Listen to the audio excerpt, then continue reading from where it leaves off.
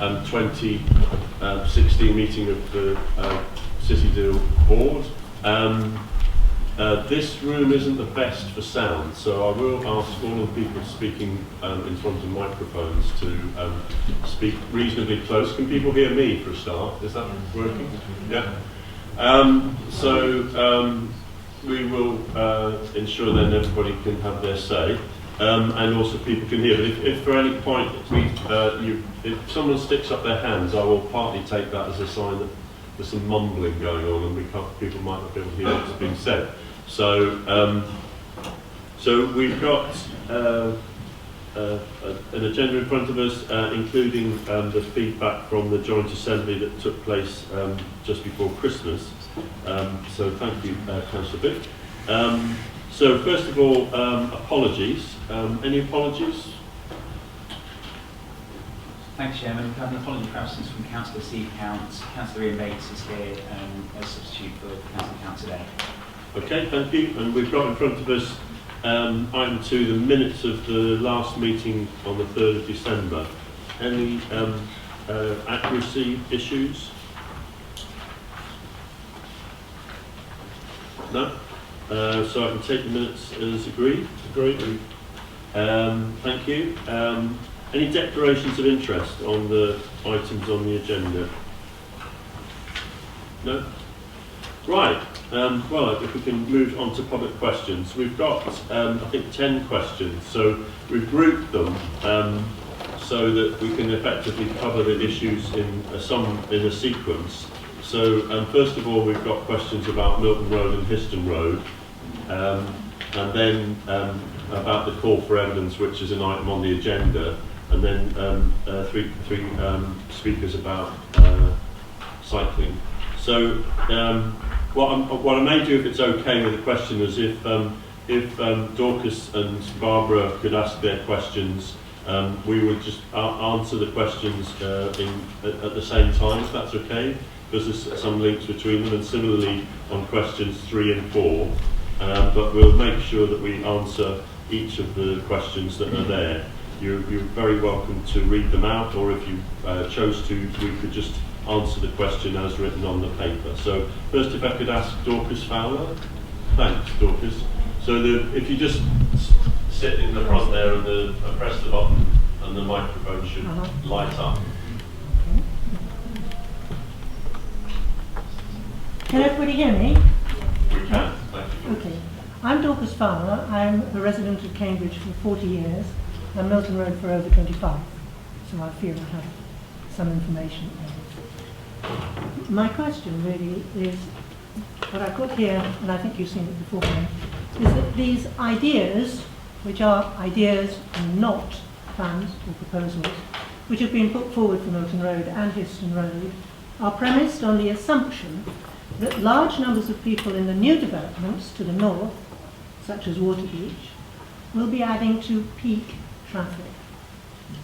What evidence is there of growth of jobs in the city centre as opposed to periphery, such as the Addenbrooke site?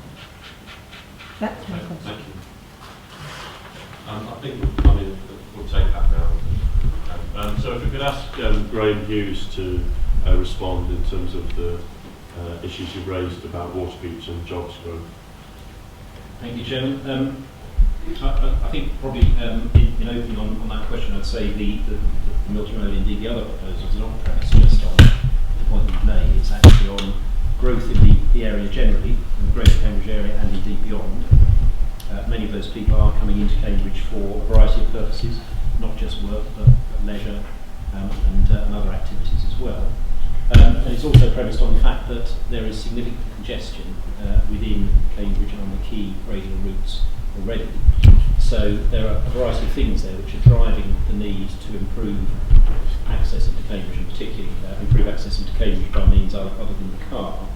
But then specifically on the point you make about evidence, there is a significant amount of new employment land that's allocated, and intensification that's already taken place, so allocated in the local plans. Some of that's on the periphery, but that doesn't necessarily mean people can always go round. Sometimes people need to go through the city to get to those locations. The other thing I'd say, Chairman, is there's also a significant amount of intensification of existing land uses, which is creating more employment. So, particular examples of that would be the CB1 area, where there were employment uses there, but significant extra employment was being created on the same land, on the station. Sorry, I apologise. Yes, around the station. So, for all of those reasons, we believe that there is going to be continuing growth, and all of our modelling suggests that that's the case. There's an existing problem, and so we need to deal with all of those issues. And on that basis, we put forward proposals in the City Hall package. Okay, thank you.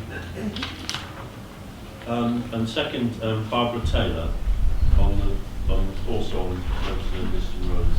Barbara? Yep.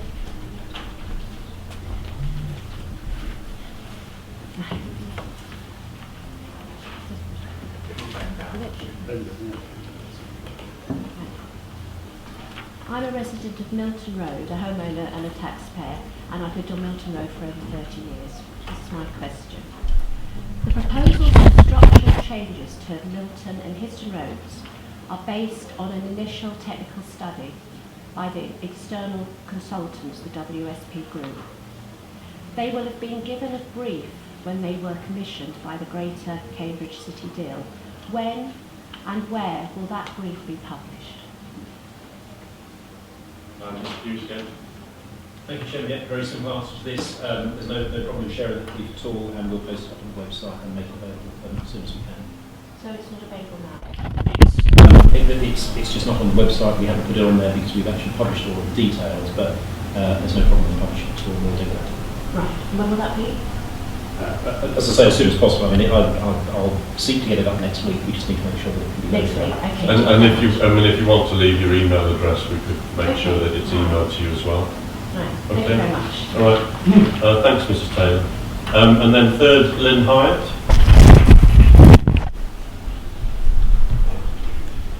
Thank you, Lynn. Hello again. Thank you. It's been emphasised throughout this process and in the government's official guidance on transport modelling and appraisal web tag that proposals for transport infrastructure must be evidence-based. Given that the proposals for Milton Road, Histon Road, and in an earlier consultation, the A428 corridor, have at their centre the introduction of separate bus-only lanes, residents are asking for the evidence that these are necessary and will work, given all the damaging consequences of these expensive measures. I feel sure that the Cambridge City Deal must have this evidence, including examples from the UK and elsewhere, where bus-only lanes have been successful. When and where will this evidence be published, please? Thank you. Brian Hughes. Chairman, I think I've answered this question in a variety of ways by mentioning the busway as our sort of key local example. So there is plenty of evidence from around the world that significant change, and particularly around high quality services, whether it be bus-based or indeed rail-based, if you improve the quality of the services, reliability, frequency, and so on, you can get significant increases in patronage and usage at a local level. The best example that we would point to, and it I think very much bears our point out, which is that when the busway was introduced, which has provided certainly to the edge of Cambridge direct transport by bus, started off at frequencies about every 10 to 12 minutes, now every 5 or so minutes. We've seen very, very dramatic growth in patronage. We've seen significant numbers of people using that service that were not previously using bus services. And currently have about 3.6 million people using that per year. So at a very local level, there is very, very clear evidence that if you provide a shift or a step change in the quality of the public transport provision, then you do get a very, very significant increase in usage. But there are other examples from around the world, and it's you use appropriate technologies for the area. But what we're talking about here, and the key point to make is, in all of the schemes, we're talking about very high quality provision. Whichever options are eventually chosen, very high quality provision that will make that step change of the nature, if you like, not necessarily the form, but of the nature that we've seen on the busway that gives confidence to people using those services in terms of reliability and so on, and therefore increases the use. So I think there is plenty of evidence that justifies the need for significant improvements of whatever form they take. Councillor Bates just wanted to add a point, Ms. Hyatt. Thank you. Perhaps I'm a good example. I did not use the bus to come into Cambridge before the busway was open. I'm now regularly using the bus way from St Ives Park and ride along with my wife, and frequently stand there, and the bus is often full by the time it gets to St Ives and that before it gets to Cambridge. So I am perhaps an example of changing my habits from using the car on the A14, using the busway. I only give you that as an example because I have changed, or we have changed, our pattern of transport. Just on the detail, I mean, I think what I will look to do with the officers is to see what evidence we have on in terms of both busway and on bus lanes, and put that as a publication as part of the website. Well, not now. I think we'll just publish it. Well, this is actually a published document. Yeah. So I think if we publish what we've got, and then obviously that can then be scrutinised by people. Okay. Thanks. And fourth on the Melbourne and Histon Road is Michael Page.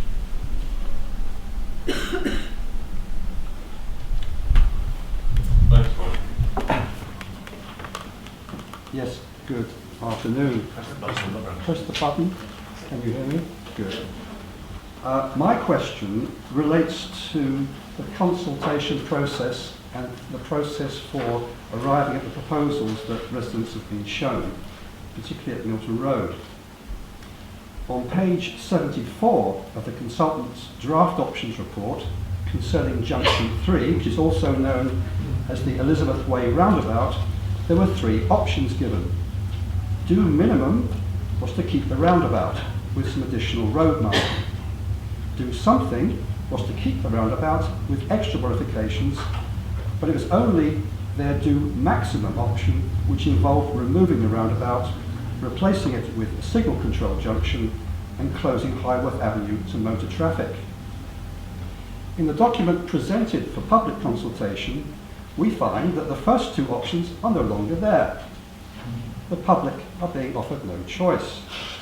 The accompanying questionnaire to the consultation asks, should the initial ideas be considered further? Well, we find this confusing. And in the light of this confusion, we wonder, could you please inform us these 3 things? 1, by what process were the first 2 options proposed by the consultants removed from the document? 2, what evidence, if any, was used in arriving at this decision, and can we please be provided with it? And 3, what steps are you prepared to take to consider the original options, which have a lower impact on the environment and the local community? Thanks, Mr. Page. Thank you. Mr. Hughes. Thank you, Chairman. Right, I think probably to answer this we need to disentangle what was actually said to the board and the Assembly when these proposals came forward. So I've actually got an extract from what was presented to the board. So essentially 2 options were presented to the board, which were labelled to do something, do maximum, do something and do maximum. And in the consultant's report there was a broader range of options, but the point, one of which was do nothing. But the point is we don't, as a matter of course, consult on a do nothing option. So in the consultant's report there was a wider range, but essentially in what we presented to the board as, if you like, the outline to give us permission to go ahead and prepare the consultation, we had to do something and a do maximum, both of which actually had the closure of the roundabout. So that was essentially the decision that the board took. Since that point, as officers, we have worked with our internal teams and indeed with the consultants to develop the consultation document. And essentially the consultation document that you refer to has a do something and a do maximum option, and both of those options actually deal with the issue. So we've kind of, we followed it through. So you asked, I'm just looking at your question, by what process were the options proposed by the consultants, by what process were they removed? The board essentially agreed the principles on 2 ends of that spectrum, do something to do maximum, and we've actually worked out work that through into the final consultation. May I respond, Mr. Chairman? If you've got a point, yeah. Well, the point is the question hasn't been answered. There wasn't, by the way, Mr. Hughes, a do nothing, it was do minimum. Do. Right, correction. But what was the evidence that the officers used in presenting their two options to the board? That's the question. Experience from officers knowing how that area of the road network operates, and also essentially looking at, because it's a linear scheme, so looking at how the whole scheme, if you like, for a variety of road users actually builds the different elements together. So on the basis of the experience of the officers, we made that recommendation to the board. And again, just to emphasise the table, appendix 1 to the board paper, and do something to do maximum. And both of those options had that issue included. So there was, if you want, like a wider range of issues presented in the consultants report. We interpreted that in recommending to the board. So the evidence was experience. A significant amount, I've shown through you, a significant amount of what we recommend is based on experience, and we use both consultants and our own technical officers. And so yes, that is a key part of how we make our recommendations. Just in the nature of a consultation, we've kind of set out the case, but I would assure you, Mr. Page, that I and I'm sure other members of the board will be looking at the full length of both of those roads that are being consulted on, because just in the form of a consultation, it would be overly complicated to assess each of the various permutations in different ways that are along there. But it's quite clear when you look at a road like Milton Road or Histon Road that we do have to pick into the detail more.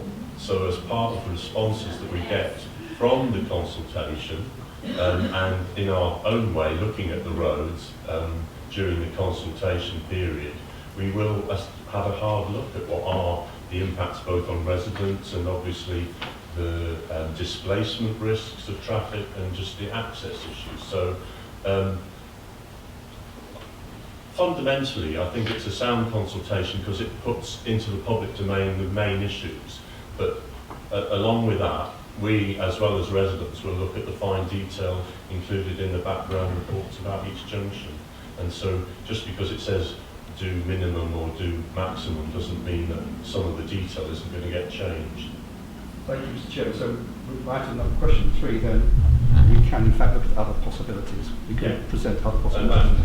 And we will listen to obviously all the evidence that people give us back as part of that consultation. Thank you very much. Thank you.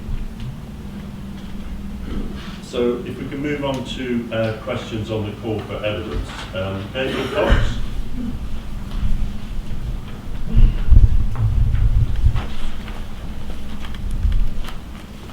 Afternoon. I'm Gabriel Fox. I'm a parish councillor, Coton Parish Council. In the call for evidence process that was run recently, hopefully you'll have seen comments from Steve Melia from the University of West of England, and there's a summary in your pack, page 27, page 28. I was particularly interested to read his comment and advice that the best examples of urban transport solutions have what he described as a wow factor that is largely absent in the UK. I want to draw attention to the proposal known as Bus Rapid Transit, which we presented at the call for evidence. Bus Rapid Transit is described by TRL, which was the Transport Research Laboratory of the Department of Transport, it's now a private consultancy. They describe Bus Rapid Transit as an innovative and cost-effective approach to high-capacity bus systems. BRT's aim is to provide the same service and speed as an underground rail system, but on the road network. And being a surface subway, as they described it, BRT operates at a fraction of the cost and in a shorter implementation period. There are hundreds of successful BRT installations worldwide, including now more than a dozen in the UK, and several are currently in construction. Probably the largest and most ambitious is the system in Belfast, which is due to open in September 2018. Our proposal, which we very humorously entitled A Streetcar We Desire, has had considerable local interest as we've been discussing it in the city, and the proposal was for a citywide system of customised tram-style buses running on their own dedicated bi-directional centre lane expressways, so bus lanes that run down the centre of roads, exactly like you would see in a tram system, which I'm sure many of us are familiar with. And this would offer a fast, reliable service, in particular with efficient use of Cambridge's limited road space, and that's something that's been used in other historic cities which have limited road space and very limited ability to expand that road space.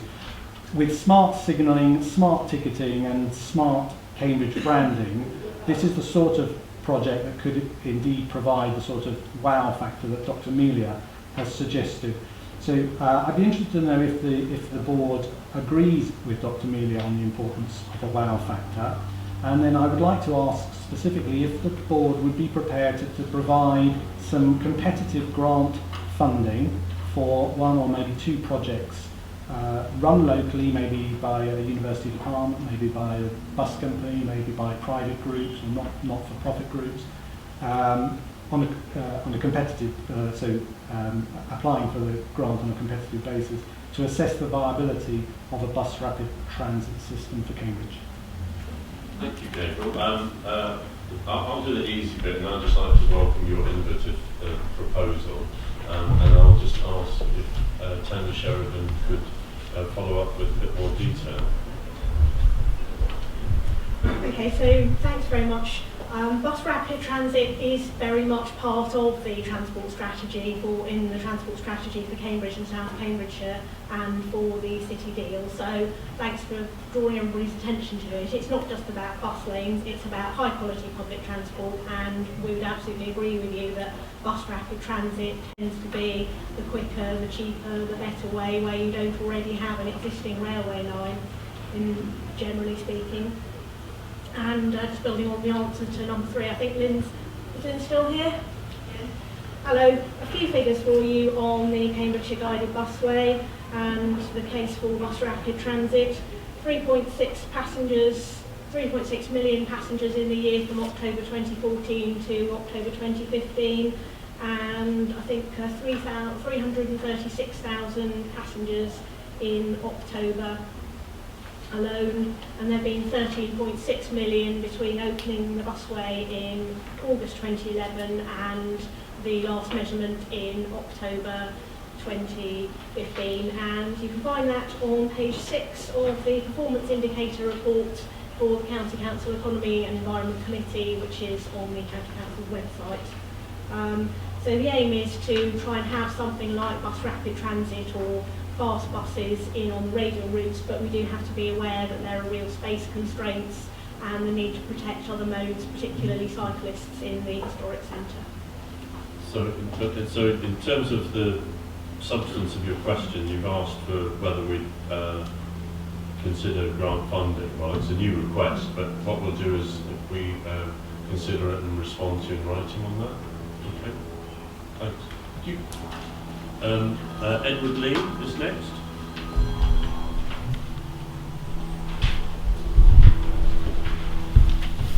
Right, hello, Chairman. Hi. Sorry, just following up on that earlier question, I believe the question was about bus lanes rather than bus ways. I think we were looking, I was looking for evidence for bus lanes within the city. That was, I hope I covered that in my answer, which is that we will look at what evidence we've got and post that onto our website. Thank you. I wanted to talk about the city centre traffic modelling. I've not yet seen anything published on this. So could officers please refer us to any modelling that has been done on future traffic flows on and within the inner ring road. In particular, what modelling has been done on the impact of increasing road capacity on radials with the introduction of new bus lanes. Guesstimating the number of bus arrivals in the city at peak times in 2031, I arrived at a figure of between 250 and 300 buses per hour on the 8 major radials. It seems highly unlikely that Drummer Street or any of the connecting streets can accommodate that frequency of bus movements, plus the over 10,000 people an hour that will be disembarking in the city centre. That suggests to me that bus operators will have to use a ring and spoke routing model where most buses circulate the city centre but do not traverse it. That will have two significant advantages over the current hub and spoke routing model. It will make interchanging to any other radial route very simple, obviating the need for an outer orbital bus route as currently being considered. It will make bus services very much more useful to city residents. However, it makes the inner ring road the most critical part of the bus route network. Has this been studied and modelled? It seems to me that the only way in which the inner ring road can flow freely for buses is if the rate of flow of other traffic along radial routes is significantly below peak capacity. That in turn means that what is needed is smart traffic management and inbound flow control, not new bus lanes. Since your rules do not allow me to pose a follow-up question, I will rather impolitely anticipate a response that this modelling work has not yet been done. If that is the case, how does it make sense to commission engineering consultants to propose bus priority schemes on isolated parts of the outer road network before having a clear understanding of the capacity constraints at the centre of the network? Thank you. Thank you, Mr.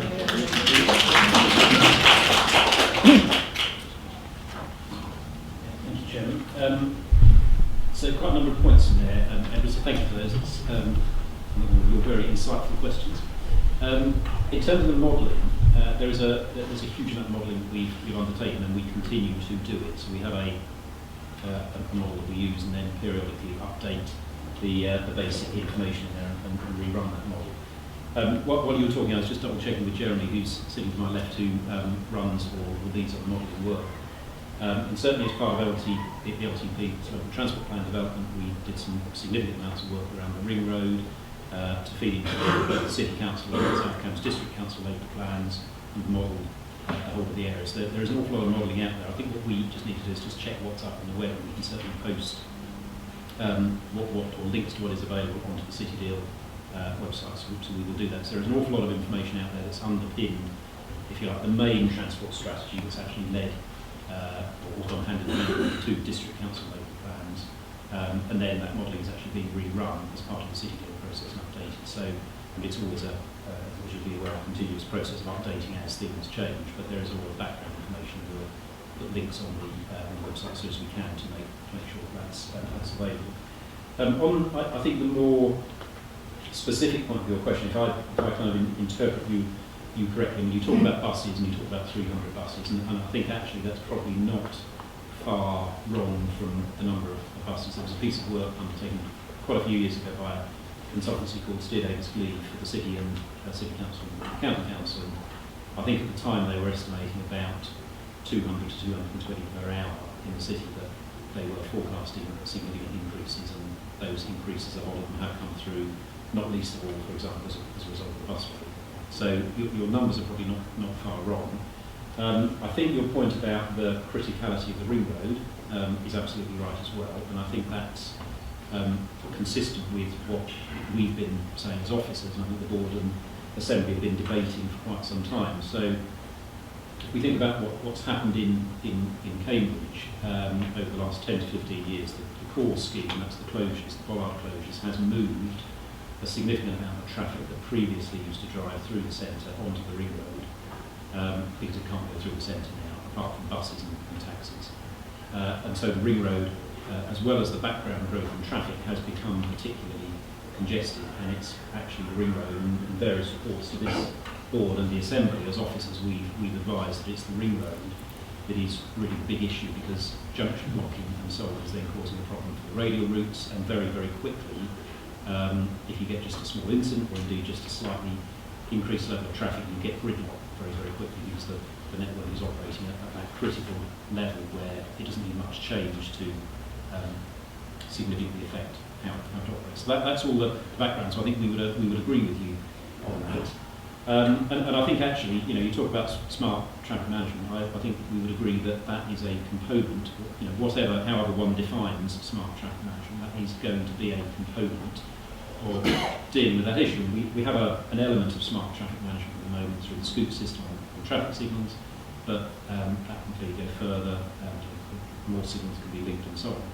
I think probably what I would sort of add though to your smart traffic management is that our view is that it does need to solve the problem something more than just smart traffic management, because that won't, in our view, necessarily deal with all of the issues. So I suppose bringing us right up to date, that brings us to the call for evidence and the work that is now going on. So many ideas came forward, including smart traffic management, in that process. And so what we are hoping to do, subject to the decisions later on this agenda, what we're hoping to do is to look at a range of those things and to develop some packages of which smart traffic management may be a key part. But I would go back to your point that I think as officers we're quite clear that because of the way that the city operates, we do need to address the ring road. One of the ways actually addressing that is stopping the amount of traffic currently coming in to the city from doing so, or discouraging the amount of traffic, and then dealing with the whole system. So it does need a system-wide approach, but I wouldn't disagree with a lot of what you've said. Maybe the sort of solutions that eventually come up may be slightly different, but a lot of the basic information is correct, and you would agree with me. Just speaking for the board, and I think I speak for them, a chunk of our analysis of the call for evidence and of the issues that the officers have raised, and also that you raised, Mr. Lee, is that I think there's a fair amount of agreement about a number of the threads. It's just that our view, put simply, is that we believe that both addressing the radials and the citywide interventions has to be done. And so I think we'll come on to it later in the agenda briefly, but it's right that the board brings forward more analysis of how a range of citywide interventions would work that can be implemented relatively quickly rather than at considerable impact and thereby taking longer. And that is seen as in the context of combining that with the interventions on the radial roads. And it's that work, I think, will also involve traffic modelling, which can be challenged or not, and will link to the evidence where you and probably we disagree, and that's over whether or not bus lanes are part of the solution. But there's a lot of important threads in what you've put forward, and I think that the board will evidence, along with what we bring forward for the Assembly to consider this year, that we do need to intervene in ways that reduce the amount of cars, and we need to free up that inner ring road, so particularly at congested periods, it's a place for buses and cycles and not for cars and lorries. Thank you.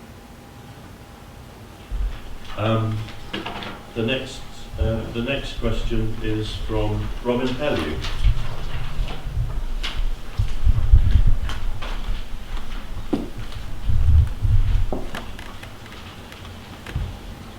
Thank you, Mr. Chairman. Good afternoon, ladies and gentlemen.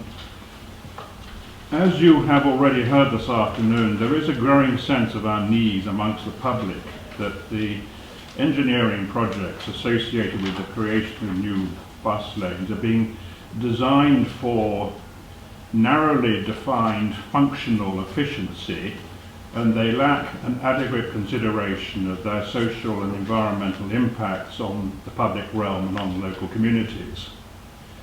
As such, these proposals cannot be regarded as sustainable development as defined in the National Planning Policy Framework. Cambridge PPF urges the board to accept as rapidly as possible the recommendation from its Assembly for the rapid production of an environmental design guide for transport schemes that incorporates both social and environmental issues.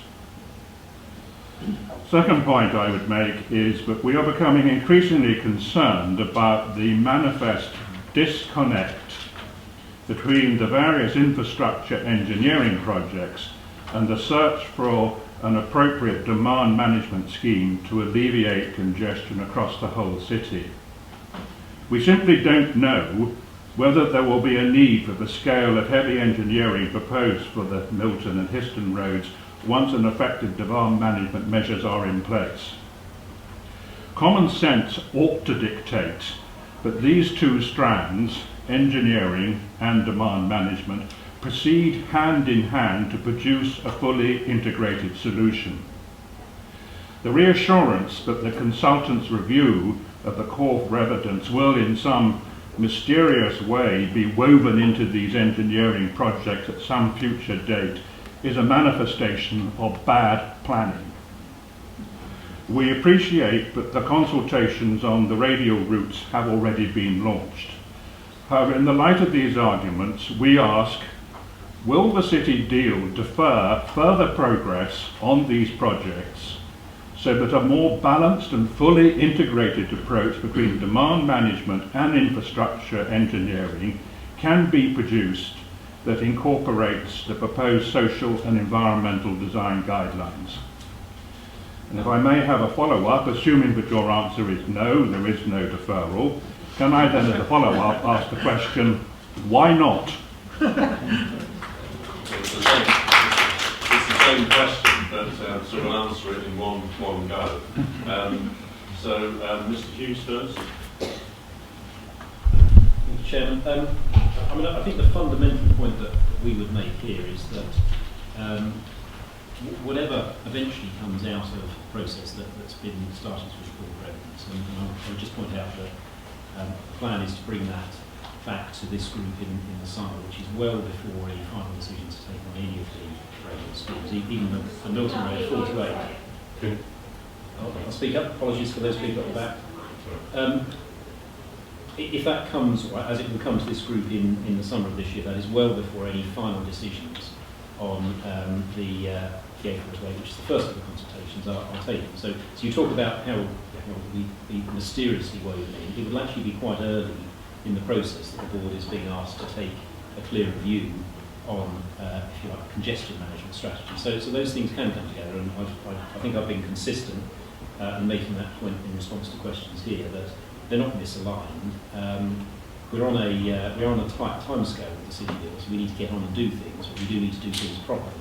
And so we're confident that by doing them in the order we're doing them, that is not misaligned, and we will bring them together as necessary. So that answers one of the points.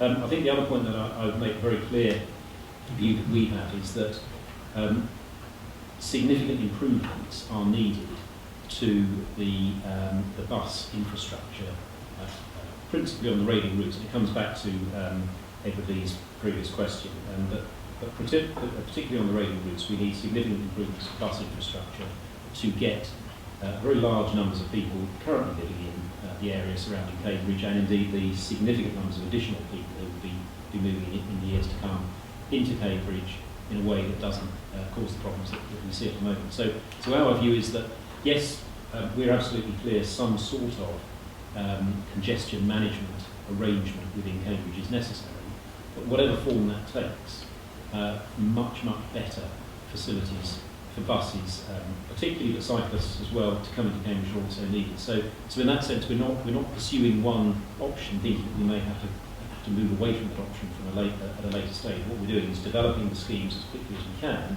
and then we will bring that together in terms of the final designs and amending those if necessary, bringing it together when we have a greater clarity on the congestion management issues. But those timescales are coming together, and it's not going to be very long. Again, referring to the paper later on today's agenda, it's not going to be very long until those things can come together. So I think we are clear that whatever happens, Chairman, we need both of those elements, and that's actually the strategy that was set down in the City deal when we initially pitched it to government, and it's, I think, consistently been the strategy of the City deal from that point onwards. Can I make a constructive comment as feedback? I think it would be highly desirable if the City Deal Board was to produce a statement to the effect that no irrevocable decisions about investment of money on heavy engineering are going to be made until such time as demand management mechanisms measures across the city have been agreed. At the moment, we simply do not know what scale of investment is needed, if at all, if demand management from other mechanisms works. And to rush ahead with one strand until the other one is fully developed is irresponsible.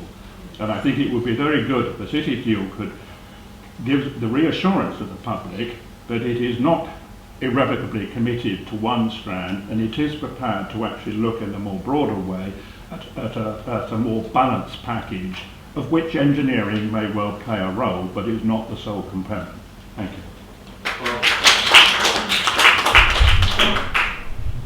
What I will say, and it comes from the call for evidence, it also comes from the Assembly's issues on environmental design, and also from our own reflections on what are the options that we see as being part of the citywide package, is that we would anticipate a strong package coming forward in the summer. It's, as I mentioned earlier in the meeting, it would be based on interventions in the city to tackle demand, i.e. the number of cars coming in, particularly at the peaks, that we believe we can deliver within the next 1 to 3 years, rather than more complicated projects. So we will bring that forward in June. It will be subject to debate. There will also be further work following the call for evidence, because there's a number of issues out of that in terms of options that would take more work. So we don't agree that we're doing one before the other. We can answer your question and say there won't be any decisions made before those two are combined. Thank you. Right, and finally we've got a series of questions on cycling. So if first I could ask Mal Schofield to ask question 8.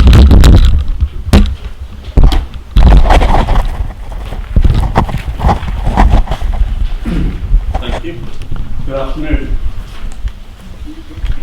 Could I just, you have my questions in front of you, but could I just say, really from what I've heard so far, that there is this very strange logic that goes from patronage on guided busways to patronage on bus lanes. I don't accept that. I don't accept. We're talking about two fundamentally different products. If there were cars, they would be fundamentally different in their characteristics and their attractiveness. So that having been said, this is my third question to you in 6 months. Each question that I've asked has been forensic, and it's been taken from your comments in your minutes. No more than that. It's not an invention on my part that there. In this case, it is a point that was made in the draft minutes of Thursday the 3rd of December, and it concerned the Western Orbital. Now, Western Orbital sounds grand, but I do appreciate that it really is just two slipways. It's no more, no less than that, as I understand it. But nevertheless, the comment that's there is as follows. A study of home addresses of commuters to the biomedical campus has been carried out by employers, showing a concentration in the CB23 and CB24 postcodes. CB23 is roughly to the west and around Packworth. CB24 is a very strange choice, because CB24 sits alongside the guided busway. The results of this study, it says, would be shared by officers. Now, what I would say is, what are the statistics and the fuller context of this commentary? That is, getting the detail, the explicit rather than the implicit. And is it not more urgent now to support the alternative mode of travel as described below by the biomedical campus, which is, here we have 24,000 people in 2024 who are going to be working on a campus whose focus and priority is health, and yet we are somehow devaluing the whole concept of healthy travel, and we seem to be preoccupied with static, passive bus travel. That's not even going into the difficulty that you're going to have in terms of converting the stubborn car driver onto the bus. So I'm not going to say any more than that here. You've got the rest in front of you, other than to say that I actually have got, with the help of the consultants and with the help of AstraZeneca, I've got those statistics. And taking the forward view and taking the positive view, let me just say to you that in my calculation, I've made 12 assumptions, I'll give you those. In my calculation, the switch actually from car to bus is no more than as a percentage 0.0034. Okay. 0.0034. It's not 20% or 25%. It's minimal. It's minimal. And I just don't understand how we're in this investment fixation, really, which is around bus lanes, as has already been stated, and not actually just thinking quite seriously about traffic, congestion, and improving cycling. And that's why I think you probably put me at the head of this particular group. Thank you. No, I appreciate your question covered other issues, but it was in the core of it where we're obviously focusing down now on cycling. Mr. Hughes, have you got any? Could you respond in terms of the points that are in the analysis on the biomedical campus? Chairman, I'm not entirely sure what specific points. I mean, I've listened to Mal. I mean, Mal and I have talked quite a lot. Maybe not so much recently. We have talked a lot in the past. I mean, I understood. I mean, the point you were making was about healthy travel and cycling and so on. And you've seen the statistics. I think the initial question that was raised in the written paper was around where did that information come from. And I think from what you say, you've now gathered that. So it was. Sorry, it's much more that it's challenging the implicit assumption that a Western orbital strengthens the case, which is arising from these statistics. The premise is that there's a significant number of people who would live in CB23 and CB24 and work on the biocampus site and would opt to take the bus rather than use their car. I mean, I think, and Jeremy, you know some more detailed points about in a second, but I think the Western orbital work is at a very, very early stage at the moment in terms of developing the proposals. And so, I mean, I think, again, you're basing it on the particular biomed campus work and the people who are going to that site. I mean, actually, a point I was going to make in terms of one of the earlier questions, I think again on Fox, but I mean, another one of the key elements of the City Deal package is around orbital capacity, because then that allows people to distribute right the way around the city without, in terms of buses going into the city centre. So I think, unless Jeremy, you've got any more specific numbers to add. I mean, I'd be happy. Me and Jeremy would be really happy to talk outside of here about the specifics of the work you've done. But I think, on the Western orbital, we are still at a very early stage. I mean, all of these schemes, as I think the board knows, all of these schemes have to develop. They have to have developed from a viable business case before the board can make any decisions to invest in that business case will involve sufficient users if we're talking about bus lanes to justify the cost. So there is an absolute point in there that we have to demonstrate that the bus lanes are going to be used and they're justified, and so we will be working on that. So all I would say is there is still a lot of work to do on particularly Western because it's very early in its development phases. Certainly happy to look at your numbers. We will be developing the case, and if at the end of the day there is no business case to do it, then it's not something we can invest in. I mean, I think we believe that given where all the growth is going to take place, both employment and housing, we do believe that there is a case to allow traffic to distribute much more effectively around the edge of the city, but we will need to demonstrate that as the scheme comes forward. And if your numbers help us to either think that is the case or isn't the case, then we'd be very happy to work through with you. So maybe we can talk outside of here about that. So they're not my Chair. They're not my numbers. They're the biomedical campuses numbers rather than my own. What I will do is I'll leave that with you, and then perhaps we can sort of discuss it separately. That's all. So when the board, along with the Assembly, looked at the priorities for the first year, we and I remember Councillor Manning made a big point of it. We realised that we hadn't given enough focus on the biomedical campus. Now that then splits into several projects, but one of the projects that we're about to publish is the outline proposals for the Western Orbital. so there'll be obviously a dialogue through that.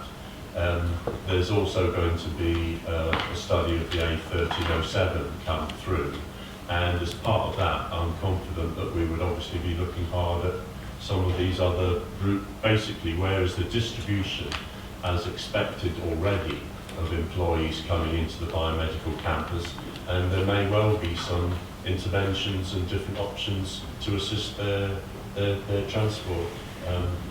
I don't know if you had anything else, Jeremy, but you seem to be interested in adding. I'll just add a couple of points, Chair.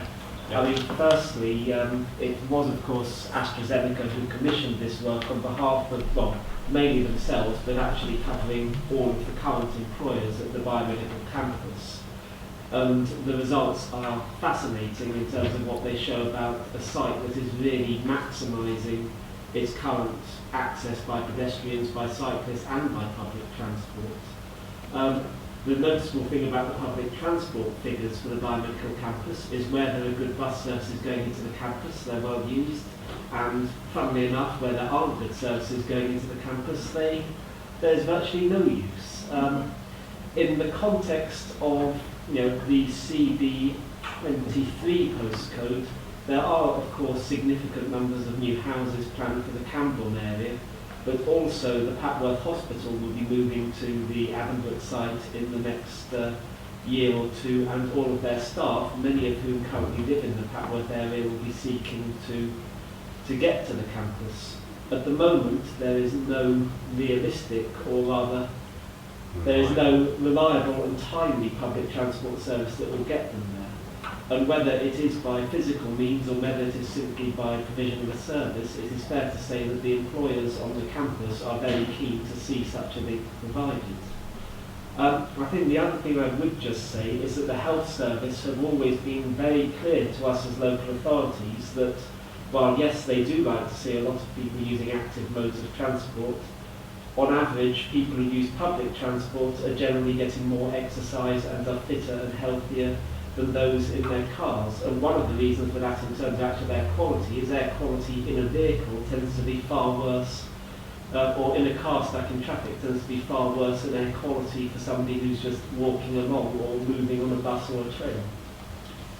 So I hope that that small element of also depth of analysis, Mal, evidences that we do want to work with the employers on the biomedical campus in Addenbrooke. We recognise that the challenges of our city and transport aren't solely about the centre, and we have to combine quite a lot of analysis and also options to, including your suggestions about Carpen cycle, to have get to the right answers for the 20,000 plus employees. Okay. Thank you very much for your time. I did anticipate the impact of by the way, and that's in my notes. Okay. Thank you. All right, thank you. Councillor Susan van der Ven.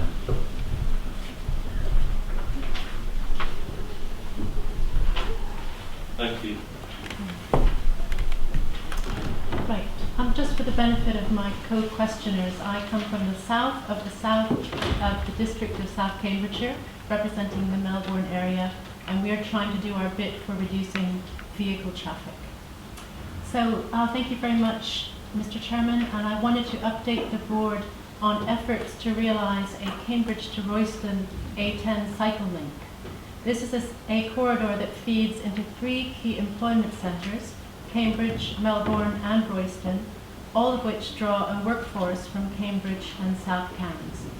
While the A10 scheme lost out on City Deal Tranche 1 funding, as you know, it has overwhelming support from all 11 Cambridge Biomedical Campus partners and over 100 A10 businesses, as I presented to you last year.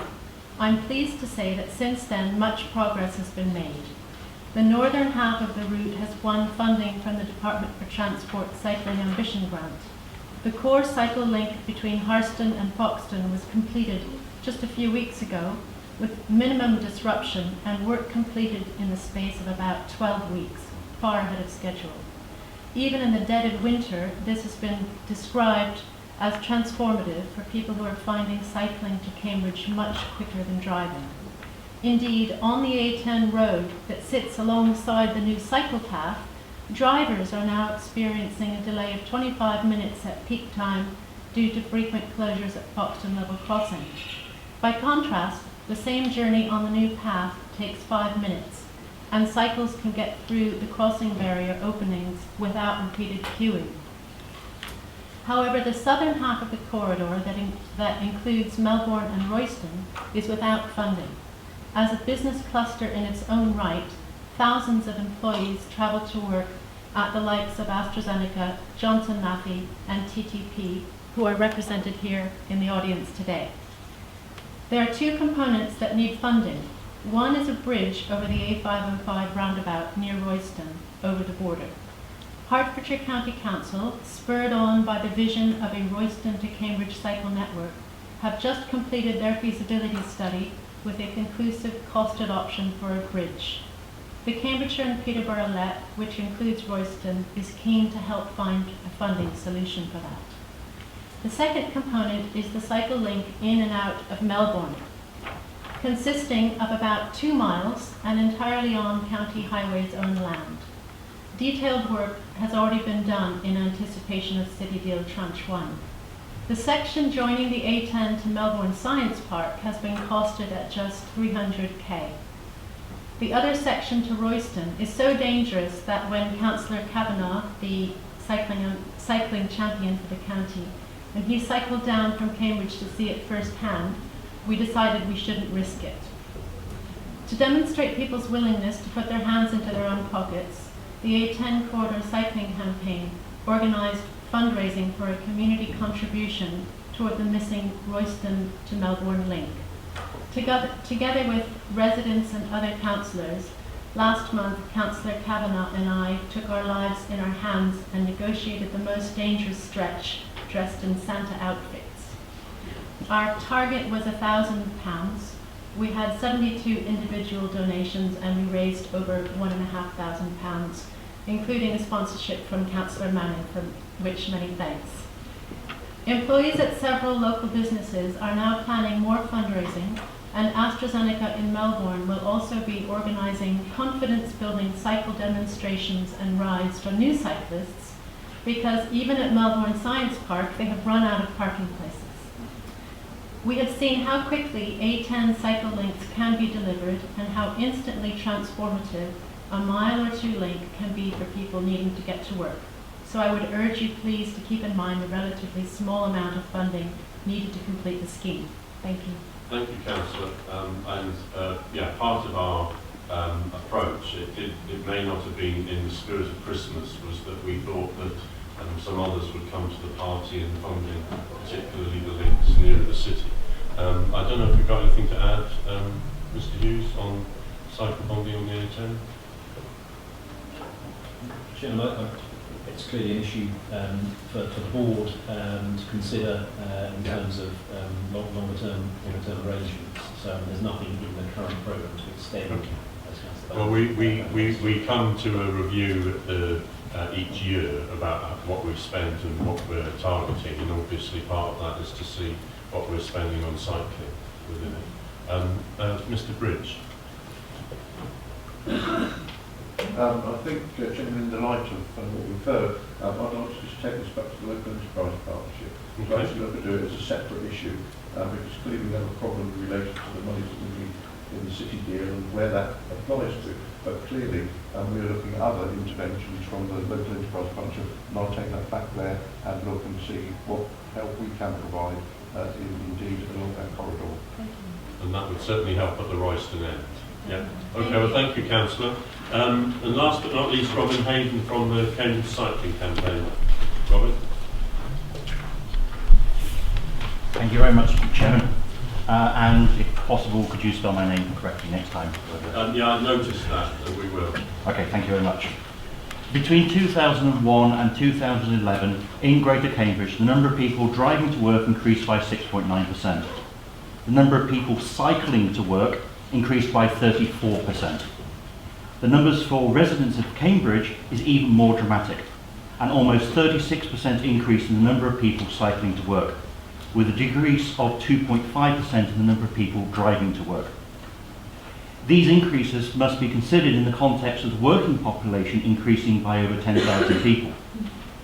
If these population increases are extrapolated out to 2031, then the number of people cycling to work in Greater Cambridge could be almost 42,000 people, compared with 75,000 people driving to work, without considering the available space that is not available for cars to drive around. Cambridge Cycling Campaign believes that the only way to enable those 38% of people to cycle to work in 2031, reducing the pressure on the roads is to provide world-class bicycle infrastructure. We would like to ask the Executive Board to recognise the valuable contribution that cycling makes to Greater Cambridge, to the productivity of businesses, to the health of the population, and reducing congestion in the region.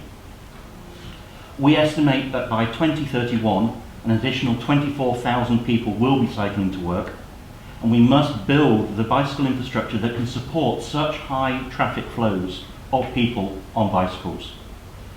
We would therefore also like to ask the Executive Board to make a clear commitment that world-class bicycle infrastructure must be included in all City Deal infrastructure projects. Okay, thank you. I mean, not sure where my superlatives end or begin, but I think what we will commit to is higher standard bicycle infrastructure. What is world class, I'm not akin to be able to define, but I would hope that evidenced by the investment that's been authorised so far, but in the fact that it's a central part of whichever part of the city we look at in a more holistic way, that we will be able to evidence it. But we obviously appreciate the expertise that your organisation inputs into the dialogue and the pressure if we didn't get it right that would be exerted. I don't know if officers, I mean obviously officers will also take the quality of each element of the bicycling element of each scheme at this level. Thank you, Chairman. Just two things I'd say, just in addition to that. I absolutely agree with what the Chairman said. I think the first thing is that there is already a significant amount of investment within the City Deal package going into cycling. So, I appreciate you may not think that that's enough, but there is a lot of work going on. So, particularly the Chisholm Trail, which is allocated about £10 million, and when we can bring that forward, that will be I think a real, I don't like the term, but a real game changer, linking the science-based employment land in the north with environmental campus in the south. As part of that, but separately, County Council is currently moving forward with the Chesterton Bridge over the river, which will link the two parts of the Chisholm Trail, and there are a variety of other things going on. So there's an awful lot of investment currently going on into cycling, and I think that is a large part, not all, I would agree, a large part of the increase in numbers that we talk about that way is actually driving the better infrastructure we're getting. I think the other thing that I'd say, Chairman, is just building on what you said, and that is that as a matter of course, in all of the schemes that we, big schemes that we now deliver, so 4 to 8, Histon Road, Milton Road, and then the other schemes that come on through the City Deal, as a matter of course, all of those will have high quality walking and cycling built into them. Now, whether that is what would, as you say, Chairman, be determined as world class, and on all of these things you have to have a balance between the different modes of transport. But I would like to think that we've all moved a long way from the past, where maybe cycling and walking was a bit of an afterthought in these schemes, to where cycling and walking is where we intend to be, is absolutely centrepiece to any of these corridor schemes, and we do build much better facilities for all of the users when we deliver them. So I think we can be confident that there will be some very better on all these key routes. Mr. Haley? So we have heard through the grapevine that when proposing different traffic signal phasing, for example, on some junctions, the phrase, we can't do that because the volume of traffic wouldn't allow it. But that volume of traffic is only car traffic, and it doesn't take into account cycle traffic. We've seen no reports of any of these things on how many people are cycling along Milton Road, how many people are driving along Milton Road is always shown. So world-class bicycle infrastructure starts from the data. So we would absolutely implore people to include the data for all modes of transport along these corridors. combined. Yeah, well, I would agree with that, and we do. But as I say, in bringing the schemes forward, there always has to be a balance. And again, I would hope that we don't say, oh, you can't possibly do that because it's going to be difficult for the car drivers. But we do have to think about the car drivers as well as the bus users, as well as the cyclists, as well as the pedestrians. And so, again, I think and how will that be addressed in the signalling of significant new junctions? In terms of the final design, those things will need to be taken into account, and there are examples across the city where we have remodelled junctions recently to improve conditions for different road users, and in some instances they have taken capacity away from car use and provided better facilities for pedestrians and cyclists. So all of those things need to come in, and signal timings can be changed over time. It's linked to how you design the junction. I think I would make the point though, if we are particularly on the junctions in the areas where we have limited space, it has to be a balance between all of those. I mean, at the moment we're not seeking to stop cars coming in completely, we are seeking to provide better facilities for cyclists, pedestrians, particularly bus users as well, but we do need to maintain access for the car driver. So it's that balance, and again, I've said it before, but I'd like to think we work creatively and constructively with the cycle camp.